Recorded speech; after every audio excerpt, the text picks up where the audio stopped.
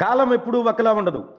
అధికారం మన చేతిలో ఉంది కదా అని అడ్డగోలు వ్యవహారాలు చేస్తే దాని తర్వాత పరిణామాలు ఎలా ఉంటాయో అందుకు ఉదాహరణే ఇప్పుడు మనం చెప్పుకునే ఈ ప్రభుత్వాధికారి. ఆయనే సిఐడి విశ్రాంత అదనపు ఎస్పీ విజయపాల్. సమాజంలో గౌరవప్రదమైన ఉద్యోగంలో ఉన్నారు. తాను ఉద్యోగ బాధ్యతలు నిర్వహించేటప్పుడు ఎంతో మంది నేరస్తులకు నీతి వాక్యాలు బోధించాడు. ఎన్నో కేసులు ఛేదించిన ఘనత.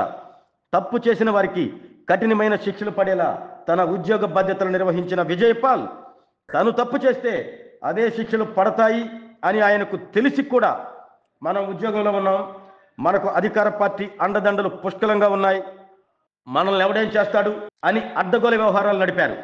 ఎంతో మంది నేరస్తులకు నీతి వాక్యాలు వల్లవేసిన పాల్ ఆ నీతి సూత్రాలు మాత్రం పాటించలేదు. అందుకే ఇప్పుడు అదే పాల్ కటకటాల పాలయ్యారు.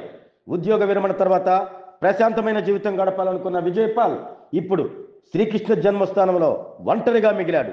ఇప్పుడు అయ్యో రామచంద్ర అన్న ఆదుకునేవారు కరువయ్యారు. తాను తన జీవితంలో మొదటిసారి ఉద్యోగ బాధ్యతలు చేపట్టిన ఒంగోలులో అదే స్టేషన్లో చేతులు కట్టుకుని నేరస్తుడిలా నిలబడి తల దించుకున్నాడు. తనకు ఎలాంటి పరిస్థితి వస్తుంది అని అసలు ఊహించి ఉండడు. మాజీ ఎంపీ, ప్రస్తుత డిప్యూటీ స్పీకర్ రఘురామకృష్ణరాజు అక్రమ అరెస్టు కేసులో తనను ఒంగోలు పోలీసులు అరెస్టు చేసి గుంటూరు తరలించగా అక్కడ న్యాయస్థానం డిసెంబర్ 10 వరకు రిమాండ్ విధించింది. ప్రస్తుతం గుంటూరు జైల్లో కటకటాలు లెక్కిస్తున్న విశ్రాంత సిఐడి అదనపు ఎస్పీ విజయపాల్ ఒక ప్రభుత్వ ఉద్యోగి రాజకీయ నేతల అడుగులకు మడుగులు ఒత్తితే దాని ఫలితం ఎలా ఉంటుందో విజయపాలే దానికి ఉదాహరణ.